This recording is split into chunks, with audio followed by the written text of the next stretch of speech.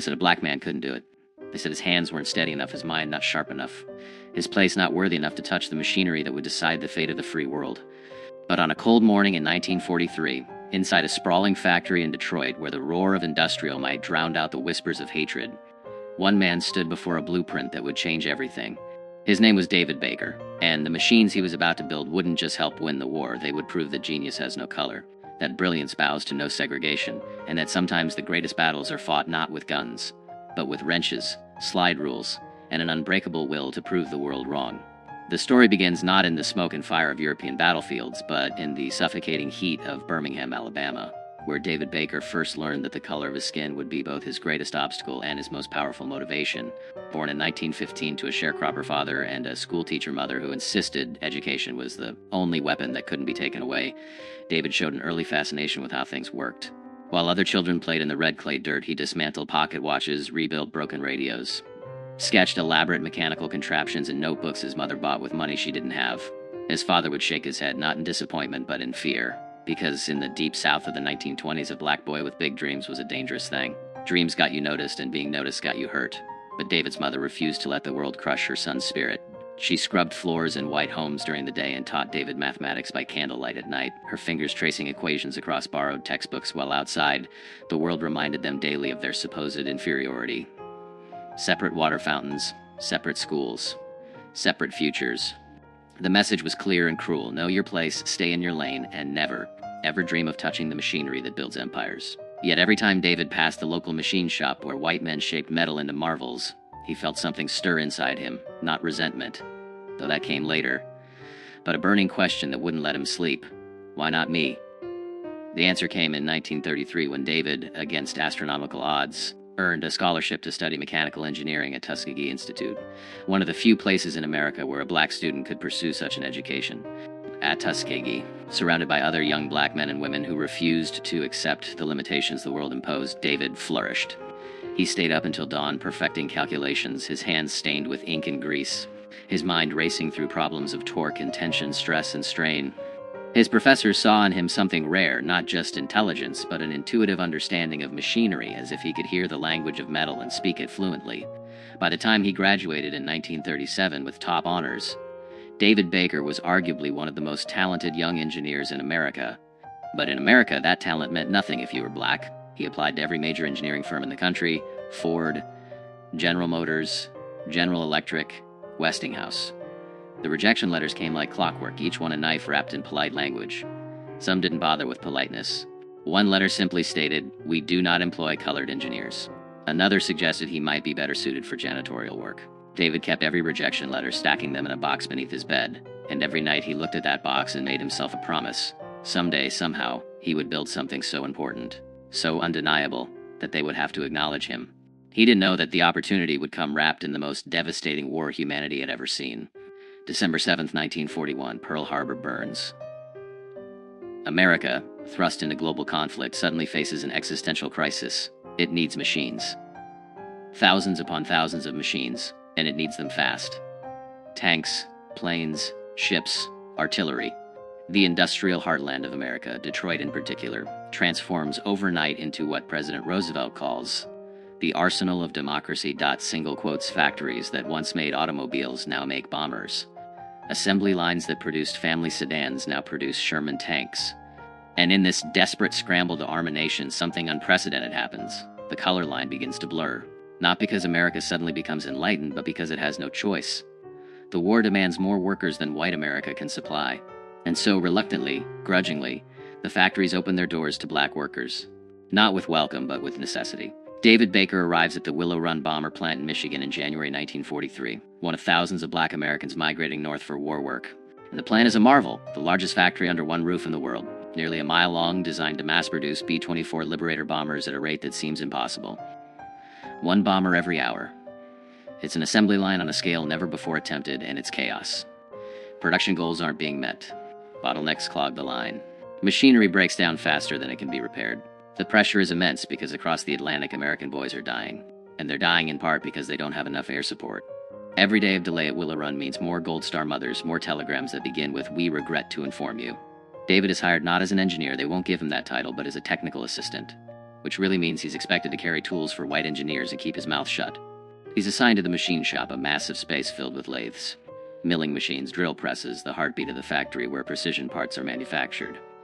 On his first day, he walks through clouds of metallic dust, past machines tended by men who glance at him with expressions ranging from curiosity to contempt. A white foreman, a man named Sullivan with a beer gut and a cigarette perpetually dangling from his lips, looks David up and down and says, "You can read blueprints, boy?" David, swallowing his anger at that word, at the condescension dripping from it, simply nods. Sullivan tosses him a blueprint for a hydraulic actuator component, a complex part with tolerances measured in thousandths of an inch. "File this away," Sullivan says, dismissing him. But David doesn't file it away. He studies it, and within 10 minutes he spots a design flaw that will cause the component to fail under stress. He hesitates. This is his first day. He's been hired to carry tools, not to question the work of white engineers with decades of experience. But he remembers his mother's words from childhood. If you know something is right, speak it. The world may punish you for speaking, but it will definitely punish you for staying silent. So David approaches Sullivan, blueprint in hand, and politely, carefully explains the problem. Sullivan's face reddens. The other men in the shop go quiet, watching this moment that could end very badly. "You think you know better than the engineers who designed this." Sullivan's voice is dangerous. David meets his eyes and says simply, "I think the math doesn't lie. Sir, it's a gamble that could get him fired on the spot. Blacklisted from war work, sent back to a South that has nothing for him." But Sullivan, to his credit, actually looks at the blueprint, follows David's calculations, and after a long, tense silence, nods slowly. "Test it," he says. The component is manufactured both ways, the original design and David's modification. Under stress testing, the original design fails exactly as David predicted, shattering at 2/3 the required pressure. His version holds. That moment, witnessed by a dozen skeptical white workers, changes something. Not everything. David still eats lunch at the colored table in the cafeteria, still uses the segregated bathroom, still endures the casual racism that permeates every interaction. But in that machine shop, he's earned something more valuable than respect. He's earned proof. And in the world of engineering, proof is currency. Word spreads. Within weeks, David finds himself quietly consulted on problems that have stumped the official engineering staff. A bearing assembly that keeps seizing up, a rivet pattern that's causing metal fatigue, a cooling system that's inadequate for the engine specifications. He works on these problems at night after his official shift ends, hunched over borrowed blueprints in the colored section of the dormitory, running calculations by lamplight, sketching solutions on whatever paper he can find. His recommendations are implemented without his name. Attached white engineers present them as their own discoveries because a black man's name on an engineering document is still unthinkable, but David doesn't care about credit. Not yet. He cares about the work, about proving every day that his mind is as sharp as any tool in that shop. Then comes March 1943, and a crisis that will define his legacy. The B-24 Liberator has a critical problem. The landing gear system is failing at an alarming rate. Bombers are crash landing, pilots are dying, and the entire production line might have to stop until the issue is resolved. The landing gear mechanism is incredibly complex. It has to be strong enough to absorb the impact of a 65,000-pound aircraft touching down at high speed, yet light enough not to compromise the bomber's performance, and reliable enough to function after the aircraft has been shot full of holes by German fighters. The current design, developed by some of the best aeronautical engineers in America, is failing in field conditions. Planes are bellying onto runways, gear collapsing on landing, crews barely escaping before their bombers burst into flames. The pressure on Willow Run becomes suffocating. Military brass arrive from Washington, grim-faced men in uniforms heavy with medals demanding answers. Production slows to a crawl as engineers scramble for solutions. Tests are conducted. Modifications are attempted. Nothing works. David watches from his position at the margins, this black man still officially just a technical assistant, and he sees what the white engineers don't see because they're too close to their own assumptions. The problem isn't the gear mechanism itself, it's the hydraulic system that deploys it. Under combat stress with battle damage and temperature extremes, the hydraulic fluid is degrading, losing pressure at the critical moment of deployment. The mechanism is fine. The delivery system is flawed. He spends 3 sleepless nights running calculations, testing his theory against every variable he can imagine. Temperature ranges from -40 degrees at altitude to 120 degrees on sun-baked Pacific runways. Pressure variations from sea level to 25,000 feet. The effects of vibration, G-forces, battle damage. He redesigns the hydraulic system from scratch, incorporating redundancies, adding a pressure accumulator, changing the routing to protect lines from enemy fire, even suggesting a different hydraulic fluid with better thermal properties. It's audacious. It's a complete reimagining of a system designed by men with pedigrees from MIT and Caltech. And when David finally, nervously, brings his calculations to Sullivan, he fully expects to be laughed out of the shop. Sullivan doesn't laugh. He stares at the pages of calculations, the detailed schematics, the test data David has compiled on his own time with borrowed equipment. Then he does something David never expects. He picks up the phone and calls the chief engineer. Within an hour, David is standing in a conference room he was never supposed to enter, surrounded by white men in suits and uniforms, all of them looking at this black technical assistant with expressions ranging from skepticism to open hostility. One colonel actually asks, "Who did these calculations for you, boy?" The assumption that David couldn't possibly have done this work himself hangs in the air like poison gas. But the chief engineer, a pragmatic man named Henderson who cares more about solving problems and maintaining racial etiquette, cuts through the tension. "Can you defend this work?" he asks David. "Can you explain every decision, every calculation?" David can. For 2 hours, he walks them through his redesign, answering every technical question, defending every choice, demonstrating a mastery of hydraulic systems that makes it impossible to deny his competence. The men in that room don't want to believe him. Everything in their world tells them that a black man shouldn't be capable of this level of engineering sophistication. But the mathematics doesn't care about their prejudices. The stress calculations don't respect segregation. The fluid dynamics work the same regardless of who discovered them. And so, reluctantly, almost resentfully, they agree to test his design. 3 weeks later, a B-24 modified with David Baker's hydraulic system completes its test flight. The landing gear deploys flawlessly. Over the next month, under conditions designed to replicate combat stress, the system works perfectly. Not once does it fail. The decision is made. Willow Run will implement the Baker hydraulic system on all B-24 Liberators moving forward. Bombers already in service will be retrofitted with the modification. It's a massive undertaking, but it's necessary because David's design doesn't just work, it saves lives. Over the remaining years of the war, his hydraulic system will prevent countless landing gear failures. Will bring home crews who otherwise would have died in fiery crashes. Will keep bombers operational when they should have been grounded. But here's the bitter truth. David Baker's name appears nowhere in the official record. The design is credited to the Willow Run Engineering Department, a faceless institutional entity. White engineers sign their names to the modification documents. When military officials come to inspect the improvement, they congratulate Henderson and his team, never knowing that the brilliant redesign came from a black man they wouldn't have allowed through the front door a year earlier. David watches this happen, watches his work attributed to others, and feels the familiar burn of injustice. But he also understands something that sustains him. The work itself is what matters. Somewhere over Germany, a B-24 riddled with flak damage will make it home because its landing gear deploys when it should. The crew will kiss the ground, thank God for their survival, never knowing that their lives were saved by a black engineer from Birmingham who the world tried to tell he wasn't good enough. The work doesn't stop with the landing gear. Once David proves himself, once it becomes undeniable that he possesses engineering talent that the factory desperately needs, he becomes unofficially essential. The color line still exists, he still can't eat in the main cafeteria, still can't use certain facilities, still endures the daily humiliations of segregation, but in the machine shop, a strange respect develops. White workers who would never socialize with him outside the factory start coming to him with problems. A lathe operator struggling with a complex part asks David to check his setup. A welder encountering unusual metal fatigue requests his analysis. Slowly, reluctantly, David is integrated into the actual engineering work. Though his job title and pay never reflect his contributions, he improves the engine mount assembly, reducing vibration that was causing premature wear. He redesigns the bomb bay door mechanism, making it more reliable under combat conditions. He develops a modification to the oxygen system that prevents freeze-ups at high altitude. Each innovation is small in isolation, but together they make the B-24 Liberator a better, safer, more effective weapon of war. And every improvement carries the same invisible signature. The mind of a black man who was supposed to be intellectually inferior, who was told his entire life that he couldn't think at this level, who proved through sheer brilliance that racism is a lie built on fear. The other black workers at Willow Run hear stories about David, whispered in the colored dormitories shared over segregated lunch tables. He becomes a symbol of what's possible. Proof that the limitations imposed on black Americans are social constructions, not natural facts. Young black men in the machine shop watch how David works, how he commands respect through competence, how he navigates the dangerous space between asserting his worth and staying safe in a racist world. It's an exhausting tightrope walk, demanding constant calculation of when to speak and when to stay silent, when to push back against injustice and when to swallow pride for survival. But David walks it with a dignity that inspires everyone who sees him. Then comes D-Day, June 6, 1944, and the massive invasion of Normandy. The B-24 Liberators that David helped perfect fly countless missions over France, providing air support for the troops storming the beaches, bombing German positions, disrupting enemy supply lines. In the days and weeks following the invasion, as Allied forces push deeper into Europe, these bombers become crucial to the war effort.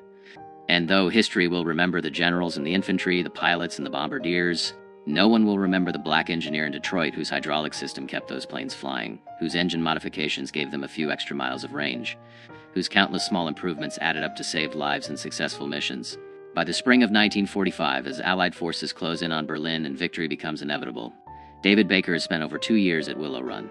He's worked 70-hour weeks, sacrificed sleep and health, endured racism that should have broken him, and produced engineering work that would have made him famous if he'd been born white. The factory has built over 8,600 B-24 Liberators, each one carrying pieces of David's genius into battle. The war in Europe ends in May, victory over Japan follows in August. And suddenly the industrial machinery that defined David's life for years begins to slow down. The factory starts laying off workers. The need for bombers evaporates overnight. And the black workers who were so desperately needed during the crisis are the first ones shown the door. David receives his termination notice in September 1945, along with thousands of other black workers who powered the arsenal of democracy but are no longer needed. Now that democracy has been saved, the notice thanks him for his service as a technical assistant and provides 2 weeks severance. There's no mention of his engineering contributions, no acknowledgement of the innovations that saved countless lives, no offer to retain him in the post-war era when factories will go back to making cars. Sullivan, the foreman who initially doubted David but grew to respect him, finds him in the machine shop on his last day. The old man looks uncomfortable, doesn't quite meet David's eyes, and says gruffly, "You're the best engineer I ever worked with, Baker." I'm sorry it has to end this way. It's not enough. It doesn't undo the injustice. Doesn't provide David with the career he earned, but it's something. An acknowledgement, however private, that David Baker was never just a technical assistant. He was the man who helped beat Hitler with mathematics and metal, with hydraulics and hope. After the war, David tries to leverage his Willow Run experience into an engineering career. He applies to firms in Detroit, in Chicago, in New York, carefully crafting his resume to highlight his contributions while navigating the impossible task of claiming credit for work that was officially attributed to others. He can't exactly write redesigned hydraulic system for B-24 Liberator when there's no official record of his involvement. The engineering firms look at his resume, see his degree from Tuskegee, note his race, and the rejections come just like they did in 1937. The war changed many things, but it didn't change America's fundamental unwillingness to see black genius as equal to white mediocrity. He eventually finds work as a high school mathematics and physics teacher in Detroit's black neighborhood, educating the next generation, trying to pass on not just knowledge but the belief that they can achieve anything despite a world designed to stop them. It's honorable work, important work, but David knows he's capable of so much more. At night, he sits in his small apartment surrounded by engineering textbooks and drafting tools he rarely uses, and wonders what he could have built if America had let him. How many innovations died because a talented black engineer was confined to a classroom instead of a laboratory? How much potential was wasted because racism valued skin color over capability? Decades pass. The story of Willow Run becomes legend. The tale of American industrial might defeating fascism through sheer productive capacity. Books are written, documentaries are made. Museums preserve B-24 Liberators as symbols of the greatest generation's triumph. The engineers who designed these planes are celebrated, their names recorded in history. But David Baker's name appears nowhere. His contributions exist only in fading memories and the recollections of a few black workers who knew him. In the private knowledge of men like Sullivan, who saw his genius firsthand but never fought to ensure he received recognition. David Baker dies in 1983 at age 68, having never received public acknowledgement for his wartime contributions. His obituary in the local Detroit newspaper identifies him as a retired teacher and community leader. It doesn't mention Willow Run, doesn't mention hydraulic systems or bomber engineering, doesn't hint at the fact that this quiet, dignified man helped win the most important war in human history. His story, like the stories of thousands of black Americans who contributed to victory but were erased from the narrative, seems destined to disappear completely, another casualty of America's selective memory. But here's what racism couldn't destroy: the work itself. Every B-24 Liberator that made it home safely with David's hydraulic system. Every crew member who survived a landing that should have been fatal because a black engineer from Birmingham understood fluid dynamics better than the white men with famous names and prestigious degrees. Every bomb that reached its target because David's engine modifications gave the plane just enough extra performance. The machines he built didn't care about the color of their creator's skin. They just worked reliably, effectively, saving lives and winning battles. And in the end, isn't that the ultimate vindication? Not the recognition that never came, not the career that was stolen, not the credit that was denied, but the undeniable fact that when America needed genius, it found it in a place it claimed genius couldn't exist, and a man it said couldn't possibly possess the intelligence to shape history. David Baker built machines that beat Hitler, and he did it while a nation that needed him refused to see him. His story finally being told now, decades too late to benefit him but not too late to honor him, is more than the tale of one brilliant engineer denied his due. It's the story of how many David Bakers existed, how many black Americans possessed talents that could have changed the world but were never given the chance, how much human potential America squandered in service of maintaining racial hierarchy. For every David Baker we discover, how many remain invisible, their contributions erased, their genius unrecognized. The B-24 Liberator helped win World War II, but it won despite America's racism, not because America overcame it. And the men and women who built those planes, who designed their systems, who solved the engineering problems that kept them flying, many of them were black Americans whose names we'll never know, whose brilliance was stolen by a society that couldn't admit they possessed it. David Baker deserved better.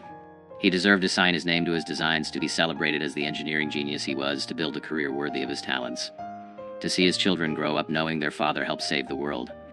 He deserved to live in an America that judged him by his capabilities rather than his color. He didn't get that America, not in his lifetime, but the machines he built remained testament to what was possible when talent met necessity, when one man refused to let racism define his worth, when genius proved stronger than prejudice. If only for the brief moment it took to solve an impossible problem and save countless lives. If this story moved you, please take a second to like this video. It truly helps us keep these untold stories alive. David Baker's name may not appear in the history books you learn from, but his legacy lives in every recovered story of black excellence that refused to be silenced. Share your thoughts in the comments below, especially if you know of other forgotten heroes whose contributions deserve recognition. And don't forget to subscribe to this channel to discover more real stories of black Americans whose courage, brilliance, and determination changed the course of history, even when history tried to forget them. These stories matter. These lives mattered. And the truth, no matter how long delayed, deserves to be told.